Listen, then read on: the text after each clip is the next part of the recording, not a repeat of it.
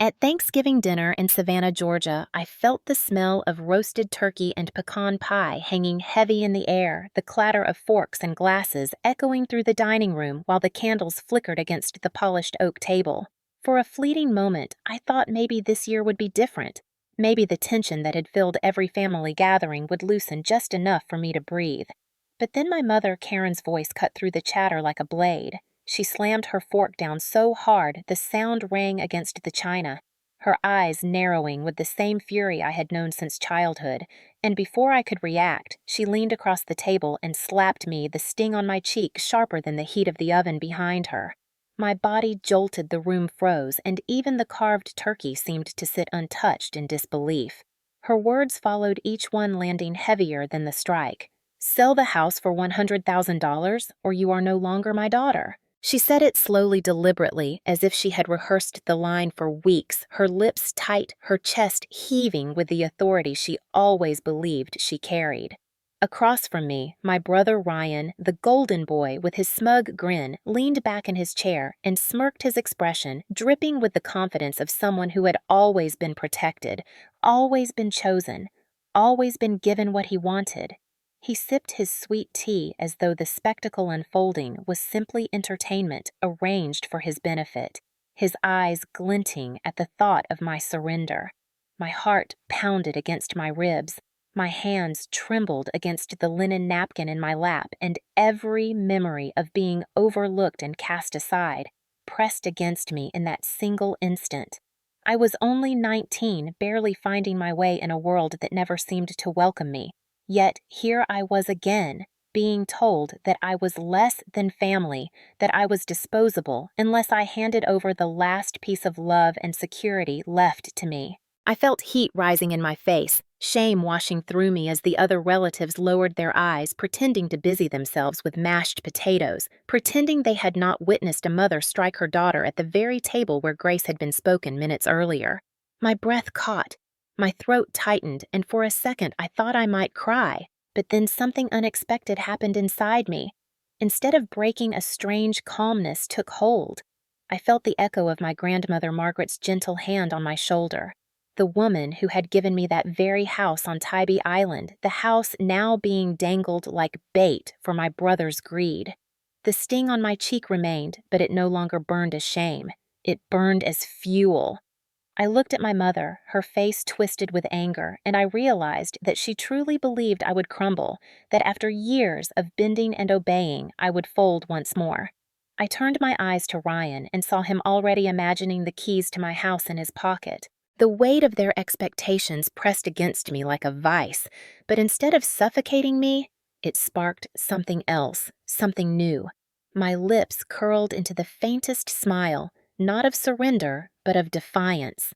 I stood up slowly, my chair scraping against the hardwood floor with a sound that silenced even the cousins whispering at the far end. My hand brushed against the edge of the table, steadying myself, and I let my eyes linger on each face around me, letting them wonder if this time would be the same as every other time. I could feel their anticipation, their hunger for my submission. But my voice never came. Instead, I turned my body straight, my cheek still burning from the slap, and I walked out of the room without a word. Behind me, I heard my mother gasp, my brother chuckle in disbelief, and the murmurs of relatives rising in confusion, but I did not stop. My steps carried me through the hallway, past the family portraits where Ryan's smile beamed larger than mine, past the living room where the fire cracked in mockery, and out into the chilly Savannah night. The air hit my skin, sharp and cold, but it felt cleaner than anything inside that house. They thought I would cave. They thought their threats would break me as they always had. They thought the slap across the Thanksgiving table would mark my obedience forever. They had no idea what was coming next. The house on Tybee Island was never just a piece of property to me. It was the anchor of my entire childhood, the only place where I felt truly seen. Nestled close to the salt marshes with peeling white shutters and a porch swing that creaked in the coastal breeze, it carried the smell of salt water and jasmine in every corner. When I was 8 years old, my grandmother Margaret, the woman who raised me more than my own parents ever did, first told me that this house would one day be mine. She said it with the kind of certainty that made a little girl believe she was loved, her voice warm as the cinnamon rolls she baked on Sunday mornings. Back then, my mother Karen and my stepfather Bill spent most of their time in downtown Savannah chasing nights filled with liquor and smoke, leaving me and my brother Ryan to fend for ourselves. Except Ryan was never left to fend. He was always the golden child, the one given allowances, the one driven to baseball practice, the one praised even when he failed. I was the quiet shadow in the room, holding sketch pads instead of trophies, writing essays that no one read, waiting for rides that never came. My grandmother filled the gaps, tucking me into bed at the Tybee house, teaching me how to plant hydrangeas in the sandy soil, reminding me that my voice mattered even when my parents acted as though it didn't. When she passed away the summer I turned 16, the loss felt like the earth had swallowed my only safe place. Yet in her will, she left that house to me, clearly, firmly, legally. She must have known my mother's greed, must have predicted Ryan's sense of entitlement, must have realized that one day they would come after me. At the time, though, all I could feel was grief. I walked through the empty kitchen, smelling traces of her perfume, hearing echoes of her laughter, and I promised myself I would never let that house go. It wasn't just walls and windows. It was the last evidence that someone in this family had loved me without conditions. But my mother never accepted that truth. To her, the Tybee house was an asset, a bargaining chip, a stepping stone for Ryan's future. She referred to it as though I were a custodian holding it temporarily until Ryan was ready to take over. She never spoke of it as mine. When I earned a partial scholarship in high school for my art portfolio, Karen did not even attend the award ceremony. She was too busy taking Ryan to a baseball tryout in Atlanta, even though his batting average barely scraped average. I sat on the stage holding my certificate while strangers clapped the seat next to me, painfully empty.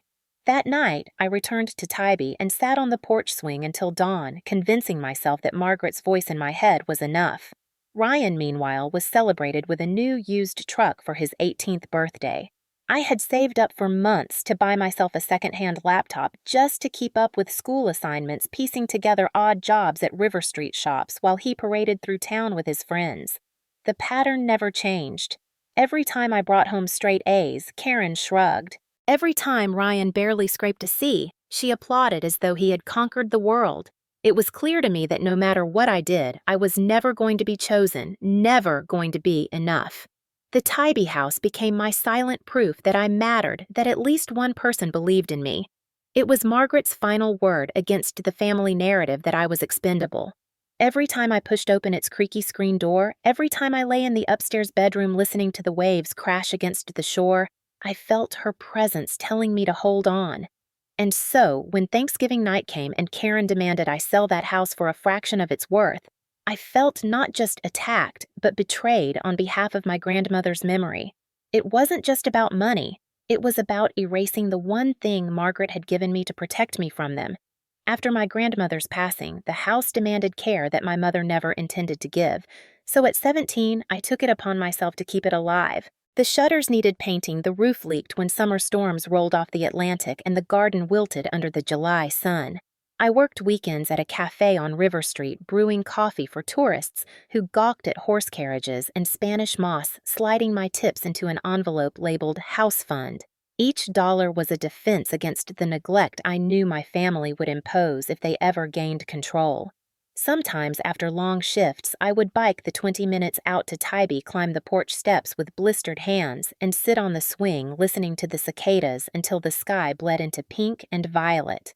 Those nights, tired as I was, I felt stronger because I was protecting something bigger than myself. Meanwhile, Ryan spent his evenings at parties burning through credit cards in bars along Broughton Street, his laughter echoing across downtown, while I dragged myself home with aching feet. When his bills piled up, he went to Karen, and like always, she bailed him out without hesitation. When I asked for help replacing the water heater at Tybee, she scoffed, told me it was not my responsibility, told me to focus on school. But it was my responsibility because Margaret had trusted me, and every crack in the wall reminded me of that promise. My stepfather Bill loomed like a storm cloud in all of this. He had a temper that could shatter a room in seconds, slamming his fist against the table when the Braves lost a game, hurling his beer can into the sink when the bills came due. Karen excused it, telling me to honor thy father and mother, twisting scripture into a chain around my neck. The message was clear: obey or be cast aside. Ryan never saw that side of Bill because Bill never unleashed it on him. Instead, he aimed it at me, at the girl who refused to play by their rules, at the one who dared to cling to a house that symbolized independence. The older I grew, the clearer the divide became. Ryan was their chosen son, the heir to their attention, the one they saw as the future. I was the inconvenience, the daughter they tolerated because they had to, the reminder of mistakes they wished to forget. When I brought home news that I had secured a scholarship to SCAD, my mother barely looked up from her glass of wine. When Ryan failed another semester at community college, she threw a barbecue in the backyard to lift his spirits. The imbalance was so obvious it should have broken me, but instead it carved something harder inside me, a resolve I did not know I had. By the time Margaret's will was read aloud and the Tybee house was officially mine, Karen's face hardened with disbelief. Bill muttered under his breath about how unfair it was, and Ryan sat stiff in his chair, his eyes burning with the certainty that one day it would still end up his. I remember holding that document in my hands, the lawyer's words still ringing in the room, and feeling for the first time that I had something undeniable, something that even their cruelty could not erase. That night, I returned to Tybee alone. I unlocked the door, stepped inside, and let the silence of the old rooms swallow me. I stood in the kitchen where Margaret had rolled out pie dough, ran my hand along the wooden counter she had polished until it gleamed, and whispered to the empty house that I would not let them take it. Yet deep down, I knew the battle had only begun. Karen's muttered threats, Bill's glares, Ryan's smug assumption that everything would eventually be his, they were not finished. They would circle like vultures until they found a way to strike. At 17, I swore I would be ready, but I underestimated how far they would go. Thanksgiving proved it. That slap across the table was not just about money. It was about control, about punishment, about making me feel small. But in that moment, I also knew Margaret's choice had planted a shield inside me. The Tybee house was mine, legally, spiritually, emotionally, and no one, not even my own mother, could erase that truth without a fight. Life inside my mother's house in Savannah was a constant lesson in imbalance, and the longer I lived under her roof, the clearer the patterns of favoritism and fear became. Bill, my stepfather, towered in the background of every evening like an unspoken threat, his voice booming when the Braves lost his hand, crashing against the table. When the bills came late, his glare sharp enough to slice through conversation. I learned to gauge the weight of his footsteps in the hallway, the cadence of his sighs, the set of his jaw, because any of those signs could signal a sudden eruption. Karen never shielded me. Instead, she excused him reciting passages from church about obedience and respect, as though scripture was meant to justify bruised egos and silenced voices. She used those words like weapons, turning faith into a leash around my neck. Ryan, of course, never faced that storm. He was Bill's entertainment, his drinking buddy, the son he wished he had sired the boy he bragged about in diners around town. When Ryan stumbled through the door smelling of beer and cheap cologne after another night out, Karen rushed to heat leftovers. Bill chuckled about boys being boys, and I sat quietly at the table with my textbooks invisible. Their world revolved around Ryan's whims, his failures spun into triumphs, his debts erased by Karen's checkbook.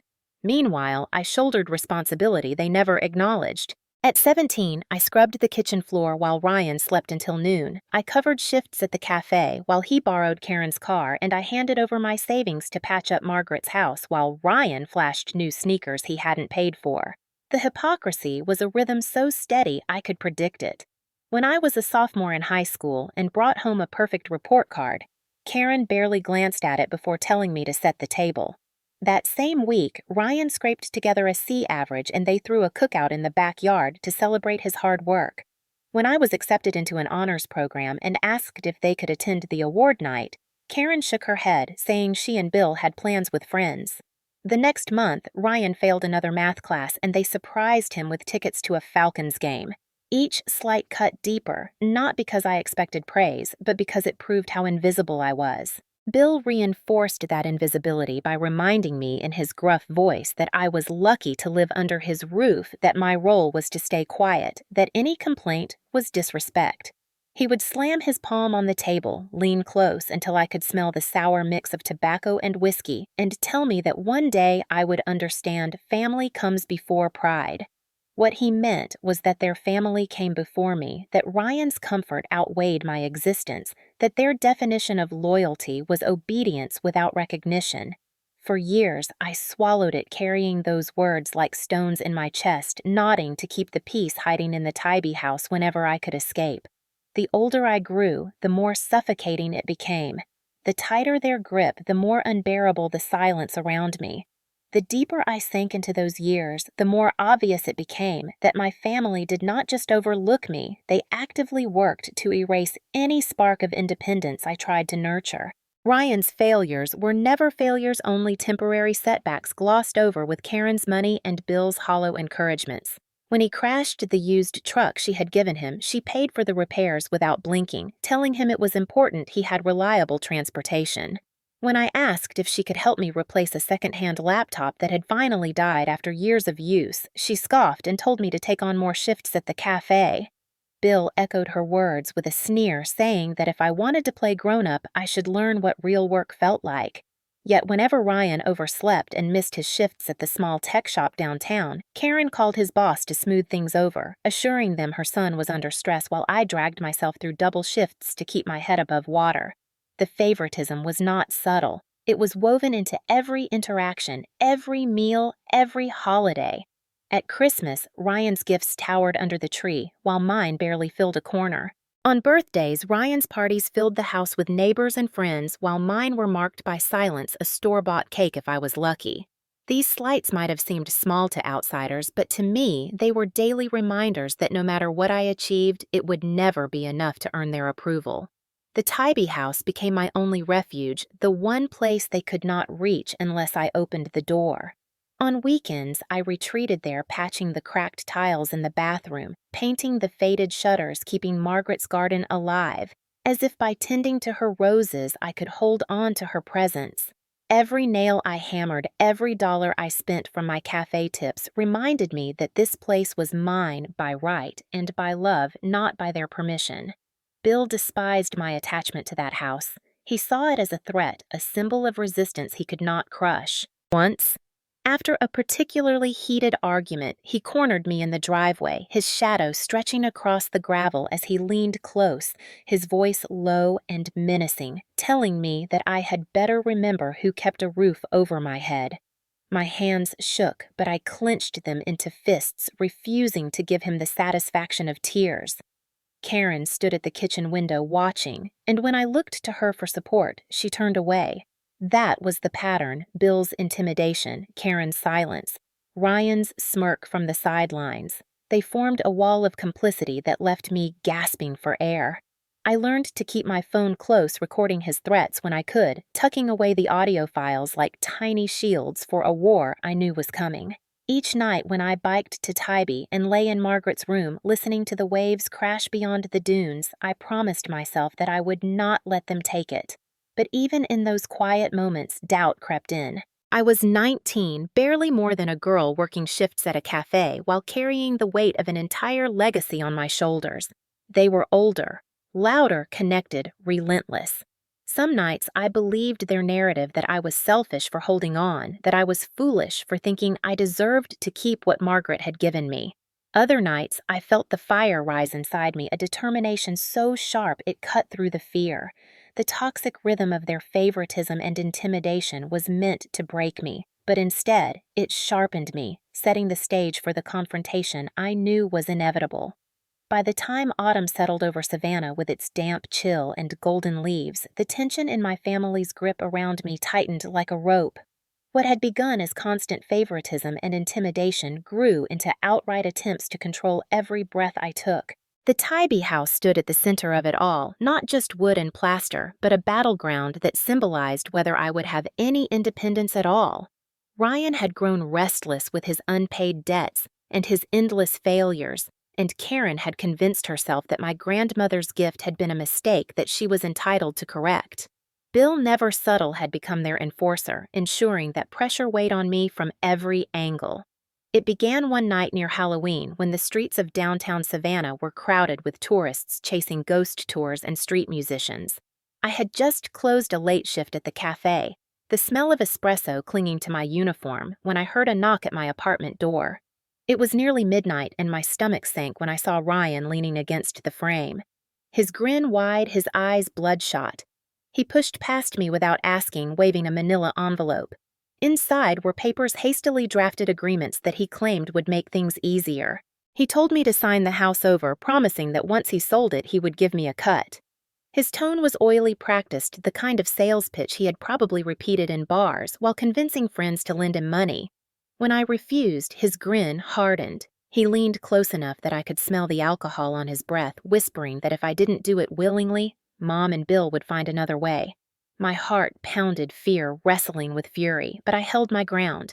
I told him to leave, and when he slammed the door behind him, the frame rattled as though the house itself shivered. I barely slept that night, staring at the ceiling, wondering what they would try next. Within days, the calls from Karen began. Her voice filled my voicemail, alternating between pleading and threatening, reminding me of everything she had supposedly sacrificed, accusing me of selfishness, warning me that I was pushing the family to the edge. Each message grew sharper, her tone cracking with rage. One afternoon, while I was restocking cups at the cafe, my phone buzzed with a text from her. "If you do not sign, you are no longer part of this family." My hands shook so badly, I dropped an entire stack of cups, the crash drawing stares from customers. I muttered apologies, cheeks burning, but inside I felt my chest caving under the weight of her words. It would have been easier to crumble if not for Maya. She was the one friend who saw through the facade, a 20-year-old design student with paint under her fingernails and fire in her heart. When I dragged myself to her dorm room at SCAD one evening, tears streaking my face, she listened without interruption. She reminded me that Margaret had trusted me, that the house was not just a piece of land, but proof that someone had once believed in me. Her voice steadied me in ways my own could not. She placed her hand over mine and said, "You cannot let them take this from you, not again, not ever." Her conviction was a lifeline. But even lifelines fray under enough pressure. Days later, Bill intercepted me in the parking lot outside the cafe. He leaned against my car, his bulk blocking the driver's door, his jaw tight. When I demanded he move, he only smiled, the kind of smile that did not reach his eyes. He grabbed my wrist, his fingers squeezing hard enough to leave marks, and told me that obedience was not optional. His words were low, deliberate, meant to scare. My pulse roared in my ears, and for a moment I thought my knees might give out, but I forced myself to meet his eyes. I told him I would never sign. Not for him, not for Ryan, not for anyone. His smile faltered just enough for me to see that my defiance rattled him, and he shoved me back with a grunt before walking away. I sank into the driver's seat, shaking my wrist, throbbing, my mind spinning. That night, I pressed record on my phone every time I left the apartment, storing clips of his threats, saving them in a hidden folder. Each recording felt like a fragile piece of armor, a way to prove that I was not imagining the violence pressing in on me. The pressure mounted with every passing week. Letters arrived in the mail addressed to me, but written in Ryan's sloppy scrawl urging me to be reasonable. Karen showed up unannounced at the cafe, scolding me in front of customers. Bill's truck appeared in my rearview mirror more than once, following me for blocks before disappearing. Every tactic was designed to make me feel trapped, to remind me that their reach stretched farther than I could run. And yet every night I unlocked the door to the Tybee house, walked through its familiar creaks, and reminded myself that this place was worth fighting for. Each wave crashing on the shore outside reminded me that I was not powerless, that I had something they could not fabricate or steal, a legacy rooted in love, not manipulation. It was only a matter of time before the confrontation they were engineering would erupt into something larger, something public, something that would either break me or prove once and for all that I would never belong to their control again. The weeks that followed felt like a siege each day, bringing a new attempt by my family to force me into surrender. Ryan escalated from midnight visits to outright harassment, pounding on my apartment door until neighbors peeked through blinds, shouting that I was ruining his future. His voice carried down the hallway loud enough to humiliate me in front of strangers, yet he wore his arrogance like armor, certain that no one would stop him. When I refused to answer, he left notes scrawled with demands taped to my door, like curses waiting to be peeled away. Karen's phone calls turned colder, shifting from guilt to outright threats. She told me she would tell everyone in town that I was greedy, that I was betraying my family, that I was nothing without them. Her words wrapped around my throat, trying to choke out any belief that I had value. I began to dread the sound of my own phone buzzing, the sight of their names flashing across the screen. Bill's presence was the most suffocating. He appeared everywhere outside the cafe, at the grocery store once, even parked across the street from the Tybee house, as though staking claim on something that was never his. He never needed to say much. A look, a smirk, the scrape of his boots on gravel, those were enough to keep me on edge. The fear gnawed at me, but beneath it burned a stubborn ember of defiance. I began to document everything. Every voicemail, every text, every scribbled note. I stored them in folders, both physical and digital. Late at night, I sat at Margaret's old kitchen table in the Tybee house, the lamplight dim, the air heavy with the scent of salt and mildew, sorting through evidence like a soldier preparing for war. The act of collecting these fragments gave me a strange sense of power. For once, I was not just the victim of their tactics, I was preparing to expose them. Still, there were nights when the pressure pressed so hard against me that I thought I would break.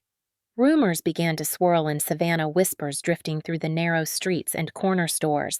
Neighbors who once smiled at me now frowned, murmuring that I was selfish for holding on to the house, that I was tearing the family apart. I could see Karen's hand in those whispers, her voice bending the narrative until I was painted as the villain. At the cafe, customers who had once tipped generously avoided my eyes. At church, when I visited in a desperate attempt to feel connected, the prayers seemed pointed as if begging me silently to repent and comply. Isolation wrapped around me colder than the November wind. Yet through it all, Maya refused to let me sink. She visited me at Tybee, hauling bags of takeout, plopping down on the floor with her sketchbooks filling the rooms with laughter and determination. When I confessed that I feared I was losing, she reminded me that Margaret's decision had been final, legal binding. When I worried that the town would never see me as anything but selfish, she pointed out that the truth always rises, even if slowly. She became the steady beat in a world full of static, her friendship a rope I clung to as the storm raged. One night, after Ryan tried to force his way into my apartment again, I realized I could not just play defense. I needed a plan. Sitting in Margaret's kitchen with Maya, I laid out the recordings, the texts, the notes. Together, we pieced them into a timeline, a portrait of coercion and abuse. Maya's eyes flashed as she told me this was more than family drama. It was a deliberate campaign to strip me of my rights. Her certainty planted something fierce in me. I began to imagine not just surviving their pressure, but turning it against them, showing everyone what they truly were. Fear still wrapped itself around my chest, but hope flickered underneath, hope that maybe I was not as powerless as they wanted me to believe. Each day became a test of endurance. Ryan's fists on the door, Karen's words slicing through the phone, Bill's looming shadow, they were relentless. But I clutched Margaret's memory tighter, reminding myself that she had trusted me for a reason. They wanted me broken. Instead, I was preparing for the moment when I would show them that their control was an illusion. The build-up to that moment felt unbearable, but beneath the weight of their siege, something unbreakable was forming inside me. When the pressure inside my family's walls was not enough, they carried it out into the streets of Savannah and Tybee Island, weaving their version of the story into every corner of the community. It began quietly, a neighbor's raised eyebrow, a whispered comment at the cafe. But soon it spread like smoke, thick and suffocating. One afternoon, Mrs. Larson, who had lived 3 doors down from us since I was a child, stopped me in the grocery aisle. Her smile was brittle, her voice dripping with pity as she said she had heard I was refusing to help my brother. She told me family comes first, that I should not cling to a house when Ryan's future was at stake. My throat tightened as I realized she had already chosen her side, not because she knew the truth, but because Karen had fed her the narrative. Each day after that, the gossip multiplied. A cousin I had not spoken to in years sent a text accusing me of greed. An old teacher called to remind me that money should never come before family. At the cafe, tourists were friendly, but locals sometimes turned cold, sliding coins onto the counter without meeting my eyes. It felt as though an invisible jury had assembled, and I was on trial without ever being given a chance to defend myself. Karen was skilled at this, bending her voice into martyrdom, telling anyone who would listen that I was selfish that Ryan was struggling, that she had raised a daughter who no longer cared about family. People wanted to believe her because believing her meant believing in the comfortable story of a mother betrayed rather than confronting the uglier truth of abuse and manipulation. The rumors clawed at me, stripping away the fragile confidence I had built. I avoided community gatherings, stopped attending church, stopped answering calls from numbers I did not recognize. At night, I lay awake listening to the waves outside the Tybee house, wondering if even the ocean judged me for clinging to this legacy. The isolation was crushing heavier than any single argument with Karen or threat from Bill. It was one thing to fight your own family, another to feel the weight of an entire town pressing against your back. Yet even in that suffocation, I felt sparks of resistance. Maya came to the cafe one evening, slamming down 2 milkshakes and declaring loudly enough for customers to hear that I had every right to keep what was mine. Her defiance drew stares, but for once I did not shrink. Her loyalty reminded me that not everyone had been poisoned by Karen's words. Still, the scale felt unbalanced. For every Maya, there were 10 Larsons whispering, shaking their heads, pushing me deeper into the role of villain. That role cut deeper because I knew my grandmother would have been horrified to see the community she loved turn against me. She had always spoken of Tybee as family neighbors who looked after each other, church groups who gathered to rebuild after storms. To see those same people weaponized against me made the betrayal sharper, almost unbearable. I began to question everything. Was I selfish? Was I wrong to cling to the house? Could Ryan really build something better with it? Something Margaret would have wanted?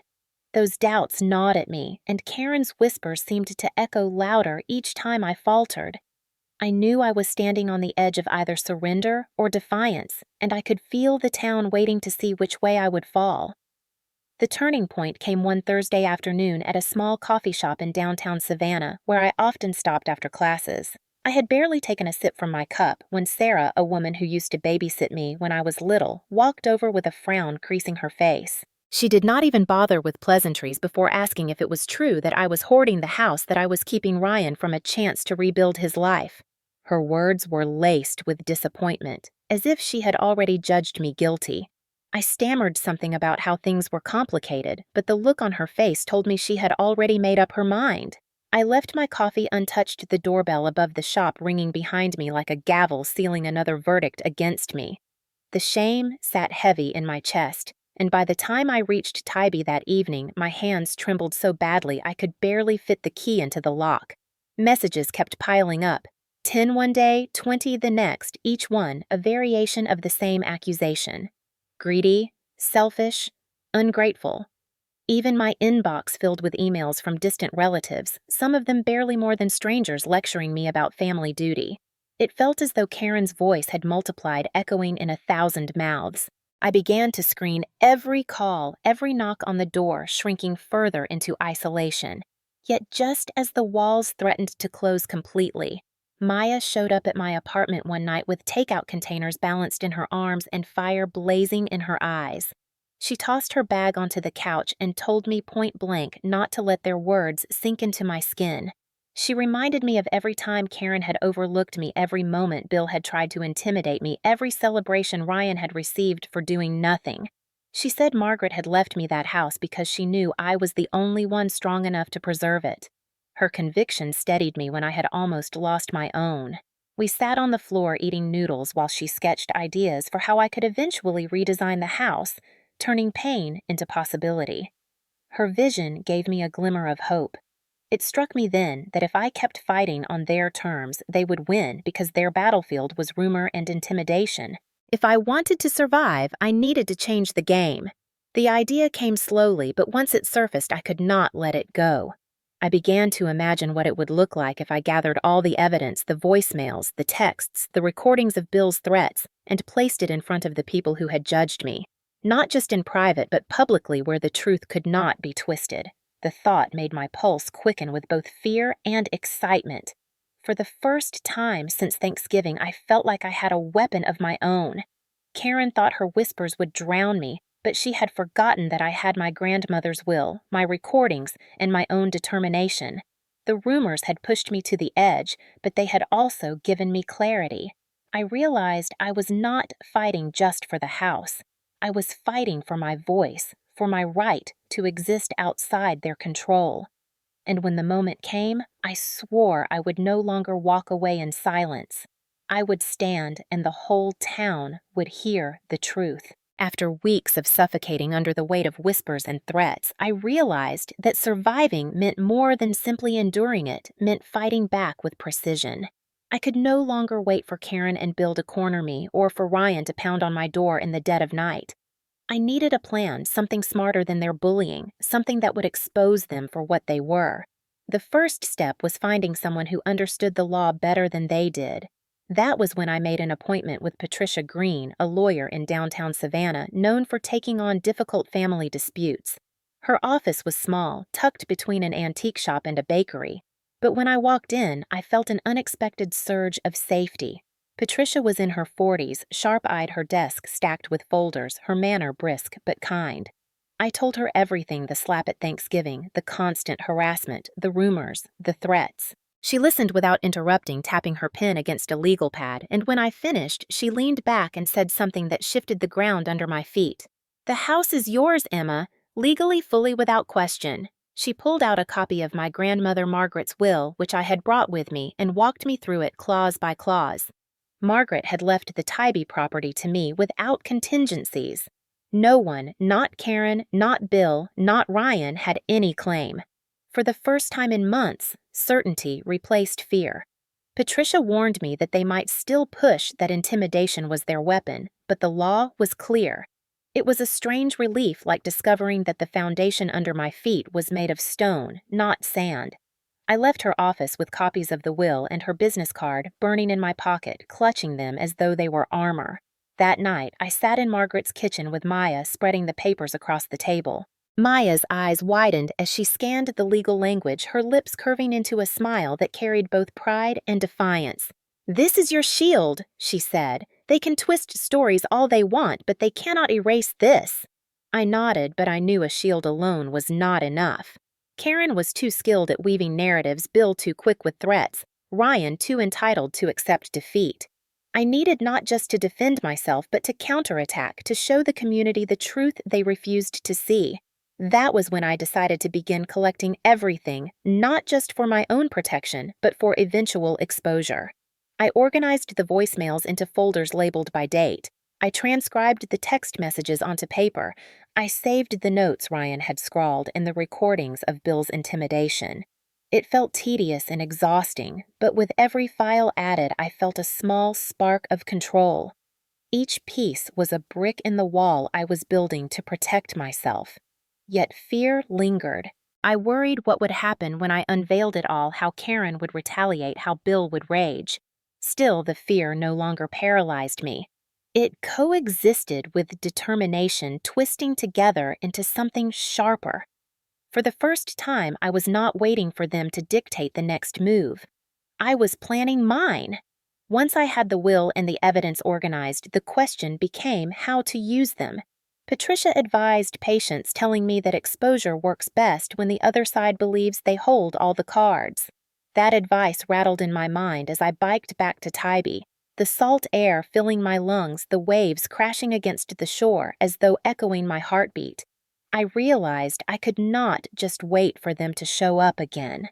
I had to let them walk straight into a trap of their own making.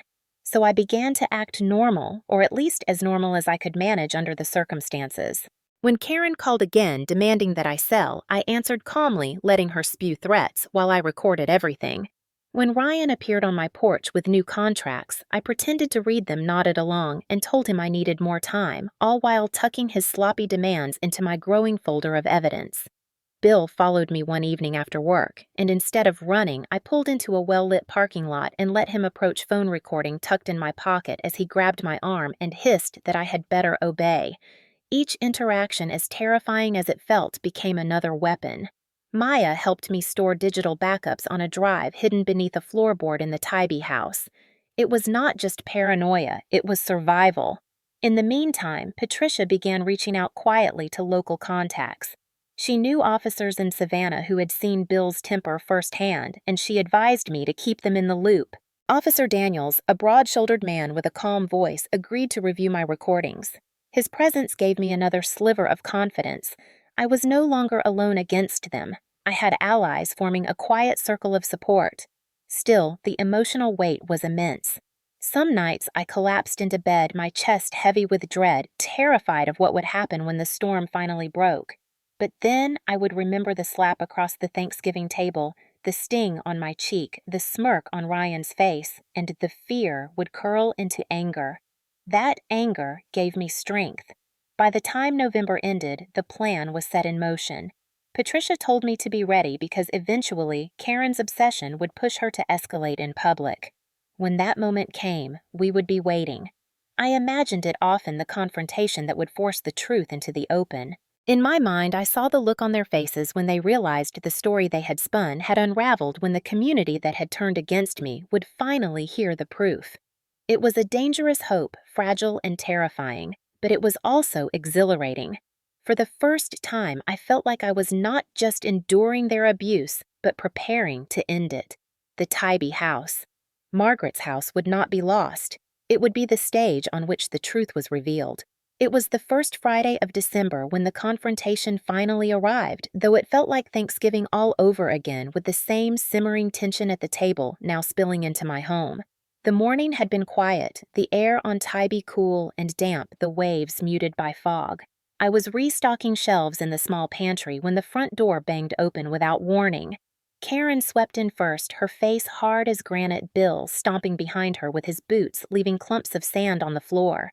Ryan followed his grin, smug as always, and behind him trailed Doris Clark, a realtor from town, carrying a clipboard stuffed with contracts. My stomach clenched, but I forced myself to stay steady, wiping my hands on my jeans as though this were just another day. Karen wasted no time. "We are here to settle this," she announced, her voice sharp enough to slice through the air. "Doris has a buyer ready. You need to sign today."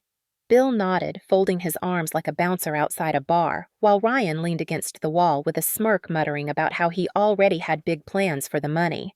Doris offered a polite smile. Her pen poised, her body language stiff, as if she sensed the storm, but hoped to finish quickly. They thought I would break in front of their united front, but what they did not know was that I had been preparing for this exact moment. I gestured toward the kitchen table, told them to sit, and to my own surprise, my voice did not shake. They obeyed, believing their pressure had cornered me, but in truth, they had walked straight into the trap. I excused myself for a moment, slipping into the back room, my pulse hammering. When I returned, Patricia was with me, her briefcase in hand, her expression calm but steely. Behind her stood Officer Daniels in uniform, his presence filling the room with authority. The shift in energy was instant. Karen's jaw dropped. Ryan's smirk faltered. Doris froze mid-motion with her pen. Bill cursed under his breath but said nothing.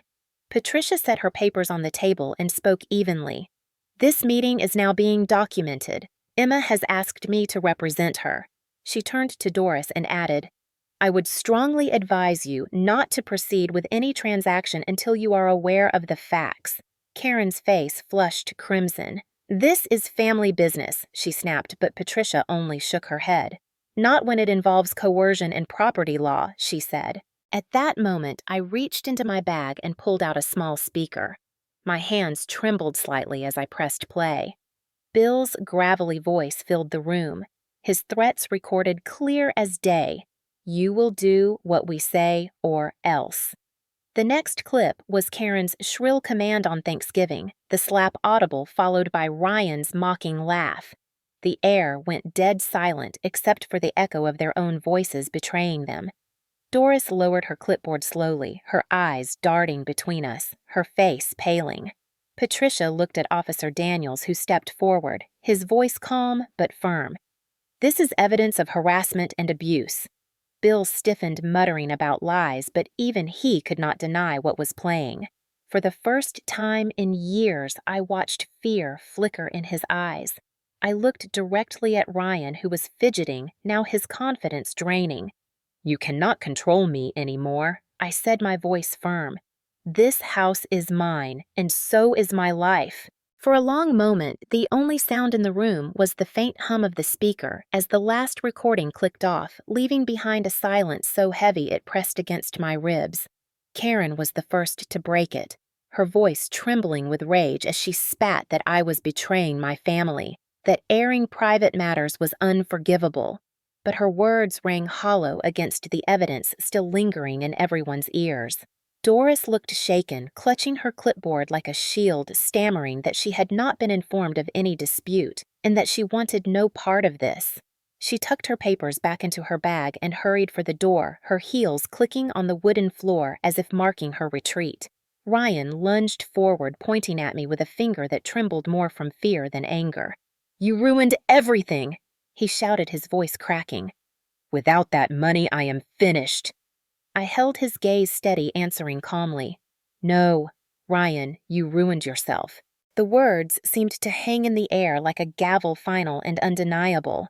Bill rose to his feet, then towering over the table, his fists clenched, but Officer Daniels shifted subtly, one hand resting near his belt, his presence a wall that Bill dared not cross. The stepfather who had always loomed so large in my life suddenly looked smaller, diminished by the weight of authority finally pressing back against him. Patricia cleared her throat and spoke firmly. "This property belongs to Emma under the will of her grandmother. Any further attempts to force her hand will be considered harassment and could result in criminal charges." Karen's mouth opened and closed without sound, as if the certainty of law had stolen her breath. I felt a strange calm settle over me. Not relief exactly, but a solidness I had not known before. For years, I had been the one shrinking in their presence, the one swallowing pain in silence. Now I was the one standing tall while they scrambled. I took a slow breath and told them I would no longer be intimidated, that the house was not for sale. Not for Ryan, not for anyone. The walls of Margaret's home seemed to echo with my words, her spirit rising to stand beside me in that moment. Ryan muttered something about unfairness and stormed out, slamming the door so hard the windows rattled. Karen followed her shoulders, hunched Bill trailing behind her with a glare that no longer frightened me. When the door finally shut and their footsteps faded, I sagged against the wall, my knees weak. Patricia placed a reassuring hand on my shoulder, reminding me that this was only the beginning, but that I had taken the most important step. Officer Daniels gave a curt nod, promising to keep watch if they tried anything further. And then, for the first time in what felt like years, I allowed myself to breathe freely inside the Tybee house, no longer their prisoner, but its rightful guardian. The days after that confrontation felt like the eye of a storm, quiet, but charged with a tension I could almost taste in the salt air drifting through the Tybee windows. I knew Karen would not let the humiliation rest. She had built her reputation in Savannah's tight-knit circles on being the mother who sacrificed everything for her family, and now her facade had cracked wide open. I braced myself for what came next. It began the following Sunday morning when I walked into the cafe for my shift and felt the room shift around me. People who had been whispering about me for weeks were suddenly silent, their gazes darting between me and the front page of the Savannah Morning News lying on the counter. The headline was small, tucked beneath local stories, but it was enough local family dispute sparks police involvement. Someone had leaked the incident, and though my name was only mentioned once, the details were unmistakable. By noon, the whispers that had painted me selfish had turned into sharp curiosity. Customers lingered longer than usual, asking quiet questions, their tones cautious. At first, I panicked, terrified that Karen would spin the story again, twisted until I looked like a reckless child dragging her family's name through the mud. But Patricia had prepared me for this moment. She had urged me to hold nothing back when the time came to let the truth stand unflinching. So that afternoon, I did something I had never imagined. I uploaded a video. Maya sat beside me at Margaret's kitchen table. Her laptop opened the files we had collected spread across the screen. My hands shook as I pressed record. I spoke directly into the camera, my voice raw but steady. I told the story from the beginning, the house my grandmother left me, the slap across the table at Thanksgiving, the endless threats, the rumors that had turned neighbors against me. Then I played the recordings, Bill's threats, Karen's commands, Ryan's mocking laughter. Every sound I had hidden away now rang clear for anyone willing to hear. When I finally stopped the recording and hit upload, my chest felt like it might split open from both fear and relief. By the next morning, the video had spread farther than I expected. Friends I had not spoken to in years messaged me in shock. Strangers commented with support. Locals who had once avoided me at the cafe walked up with quiet words of apology. The tide was turning slowly but unmistakably. Of course, Karen fought back. She marched into church that week with crocodile tears, claiming her daughter had betrayed her trust, that technology had twisted private moments into lies. But this time her voice did not carry the same weight. People had heard the recordings, had seen the way she and Bill cornered me. They could not unhear the slap echoing through my kitchen or Ryan's smug entitlement. The whispers in the pews were no longer on her side. The more she fought, the more hollow her excuses sounded. For the first time in my life, I was no longer the invisible daughter in their narrative. I was the one speaking, and people were finally listening. The impact of that video rippled through Savannah faster than I ever could have predicted. Within a week, the same neighbors who had once crossed the street to avoid me began stopping by the cafe to say they had watched and that they were sorry. Clara Evans, who lived across from Margaret's house for 30 years, knocked on my door with a basket of cookies and a firm squeeze of my hand, whispering that she had suspected something was wrong but never realized how deep it went.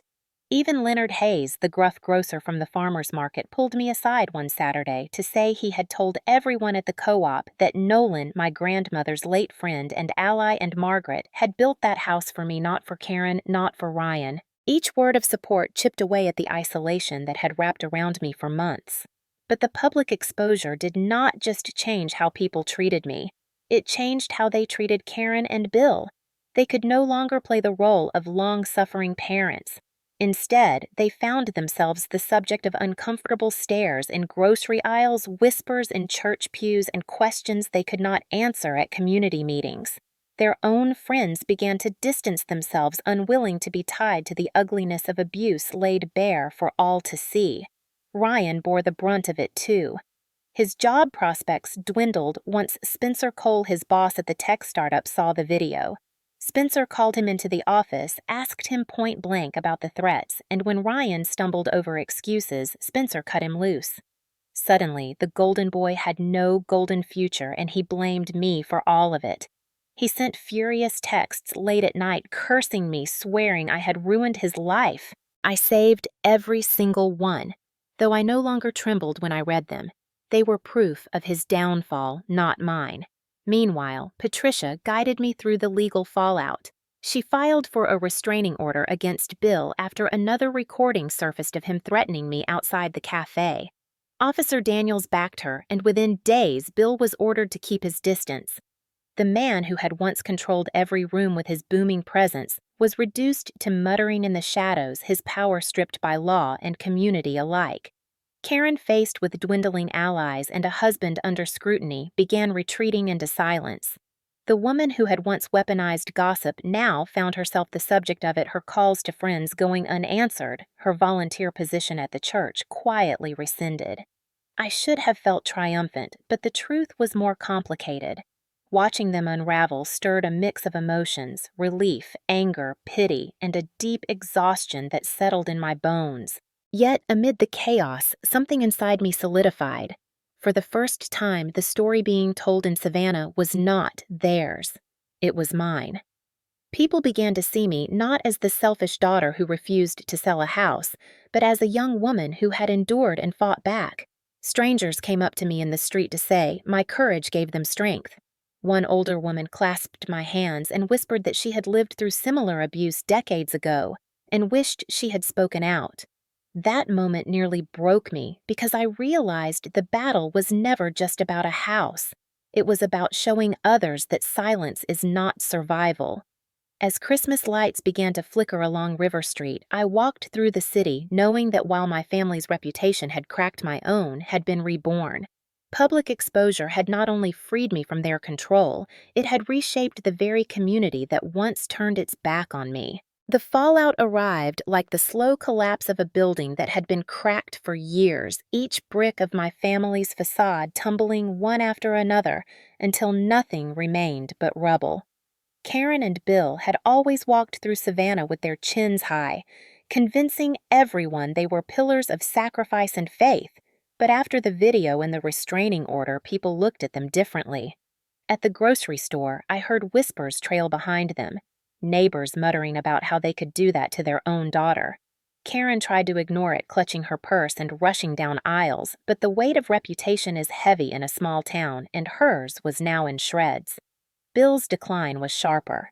Stripped of authority at home and monitored by Officer Daniels, he drowned his anger in late nights at bars along River Street. More than once, locals called Patricia's office to say they had seen him yelling at strangers staggering into traffic, a shadow of the man who once slammed his fist at the dinner table.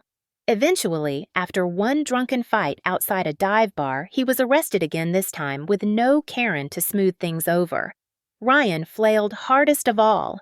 Without Spencer's job to prop him up, he spent his days sulking at home and his nights sending venomous texts. He begged friends for money, tried hustling half-baked business ideas, but no one trusted him anymore. The same community that had once believed he was destined for greatness now rolled their eyes when his name came up.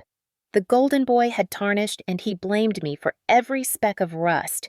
Yet, even as they unraveled, I felt no satisfaction. There was a hollow ache inside me, as if I had been fighting for so long that victory itself felt foreign. Walking through Tybee, I watched the waves pound the shore and wondered if Margaret would be proud, or if she would mourn the wreckage of her daughter and grandson. Still, I knew the truth they had brought this on themselves.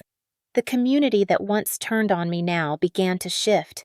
Clara Evans invited me to a neighborhood gathering, something I had not attended in years. At first, I hesitated, afraid of the stares, but when I walked in with Maya at my side, people greeted me not with suspicion, but with tentative smiles. One man clapped my shoulder and said he admired my courage. An older woman pressed my hand and whispered that she wished she had spoken out against her own family decades ago. Their words did not erase the scars, but they stitched small pieces of me back together. Slowly, I began to see that fallout was not just about my family's collapse. It was about the space their downfall created for me to finally breathe. In the weeks that followed, the silence from Karen was almost louder than her old lectures. She stopped calling, stopped leaving voicemails, stopped sending relatives to shame me. Instead, she disappeared into the background of Savannah life, retreating to her house with curtains drawn, seen only when she drove Bill to his court dates.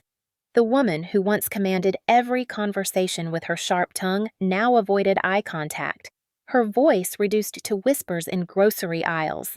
Bill's spiral deepened until even his old drinking buddies began to distance themselves, tired of his rages and unpredictability. I heard through neighbors that he was barred from more than one bar along River Street, his name muttered like a warning. Ryan tried to reinvent himself on social media, posting about fresh starts and resilience, but the comments beneath each post were brutal. People remembered the recordings, the threats, the arrogance. His followers dwindled, his friends unfollowed, and soon his pages went quiet. He began hanging around Tybee again, skulking near the house, glaring at me from a distance, but he never dared cross the property line. Patricia's restraining orders and Officer Daniels' presence had finally made him cautious. Meanwhile, the community's perception of me shifted in ways I had never thought possible. The cafe, where I once felt judged, became a place of quiet support.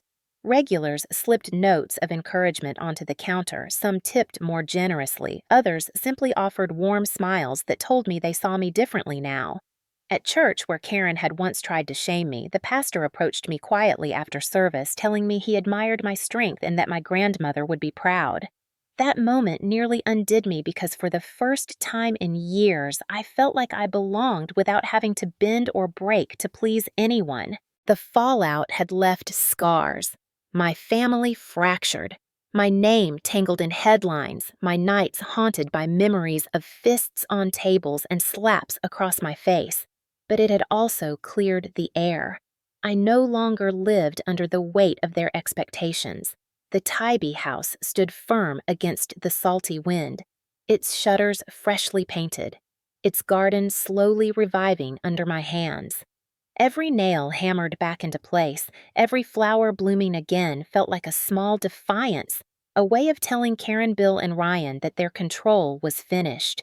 For the first time, the future felt open, not dictated by fear, but by choice. When the storm finally passed, I found myself standing in the quiet aftermath, unsure of how to begin again. The Tybee house no longer felt like a battlefield, but a sanctuary. Though its walls still held the echoes of every confrontation, every raised voice, every moment of doubt. I decided that if I was going to heal, I had to transform the house into something new. So I began small. I painted the front door a deep blue, the color of the ocean that Margaret had loved. I replaced the cracked tiles in the bathroom with bright white ones, letting the light bounce cleanly across the room. Each project felt like peeling away layers of pain, revealing something stronger underneath. Maya was there through it all, lugging buckets of paint, helping me drag old furniture to the curb, blasting music in the evenings so we could dance in the kitchen while fresh coats of color dried on the walls. Slowly, the house began to shift from a symbol of survival into a symbol of independence. I realized I wanted it to be more than just mine. I wanted it to welcome others, too. That was when I decided to turn part of it into a small homestay, a place where travelers visiting Tybee could rest and feel the comfort my grandmother once gave me. It took months of scraping, sanding, and saving, but by spring, the upstairs bedrooms were furnished and ready.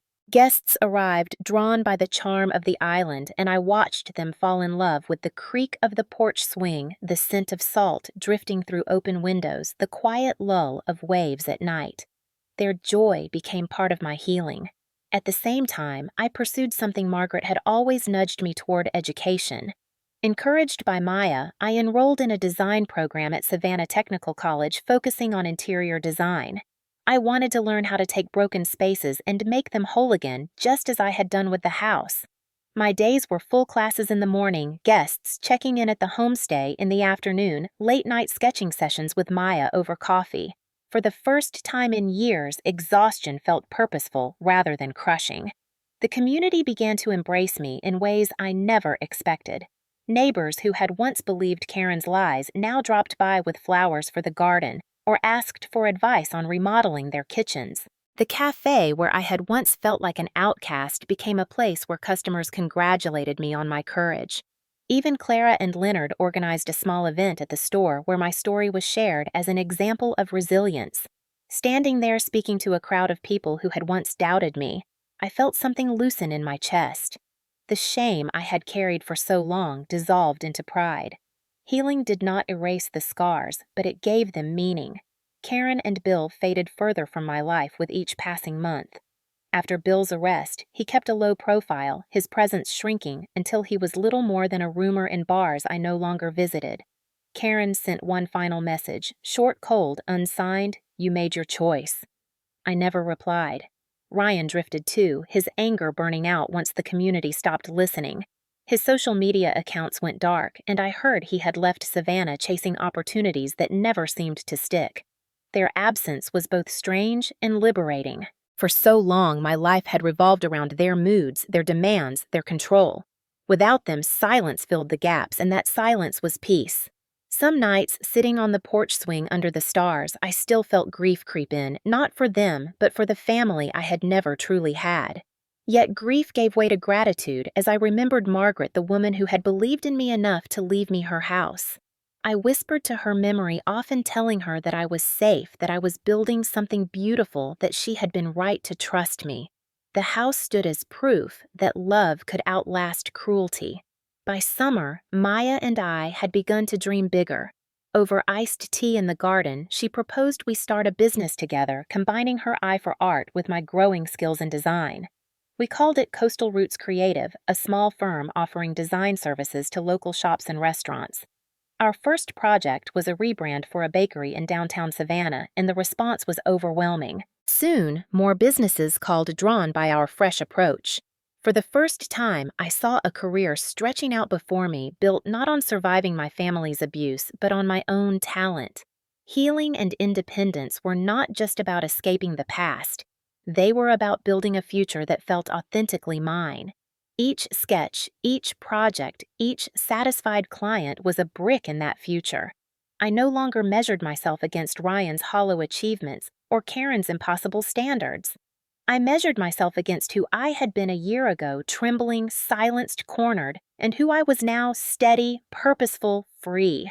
And every time I opened the front door to welcome a new guest or closed my sketchbook after finishing a design, I felt the same quiet affirmation I had chosen myself, and it was enough. 6 months after that Thanksgiving slap that once felt like the end of my world, I stood on the porch of the Tybee house watching the tide roll in, realizing it had become the beginning of something else entirely. The house was no longer just a relic of Margaret's love. It was a living symbol of resilience, and I was no longer just the girl they tried to control. I was a woman who had built a life from the ashes of betrayal. Looking back, I could trace every moment the slam of Bill's fist, the smirk on Ryan's face, the venom in Karen's voice, and see how each one had forged me sharper, harder, more certain of my worth. Yet I also saw the danger of letting those scars define me. Healing meant more than surviving. It meant choosing not to carry their cruelty any longer. One evening as I walked along the beach, the salty wind tangling my hair, I understood something Margaret had tried to teach me in her quiet way. Blood alone does not make family. Love does. Loyalty does. Respect does. And when those things are absent, clinging to blood becomes a chain, not a bond. That truth became my moral compass. Karen and Bill and Ryan had chosen control over love manipulation, over loyalty, abuse, over respect. I had chosen differently, and that choice had freed me. The Tybee community, once poisoned by Karen's gossip, now embraced me with kindness I never thought I would feel again. Strangers told me my story had given them courage to stand against their own toxic relatives. Clients at our new design firm praised not just the work, but the strength it symbolized. Even tourists who stayed at the homestay left notes in the guest book thanking me for creating a place that felt safe, warm, alive. Their words reminded me that my battle had ripple effects beyond myself. It had become a lantern for others stumbling through their own darkness. Some nights I still thought of Karen. I wondered if she regretted choosing Ryan over me, if she replayed the sound of her own voice commanding me to sell the house for $100,000 as if my grandmother's gift was nothing more than a check to be cashed. But I never reached out. Silence had become its own boundary, stronger than any lock.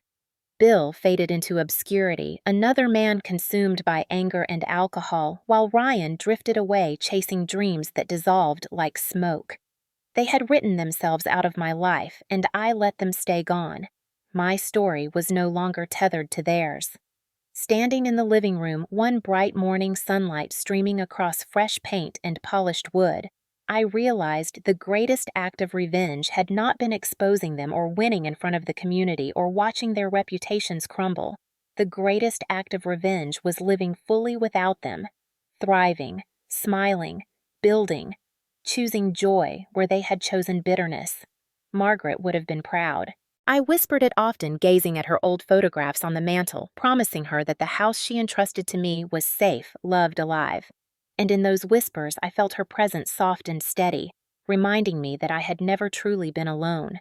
My story did not end with conflict. It ended with peace. The moral I carried, the one I now shared with anyone willing to listen, was simple. You are not obligated to endure abuse because it comes from family. Love is proven through actions, not titles. Blood can betray, but love sustains.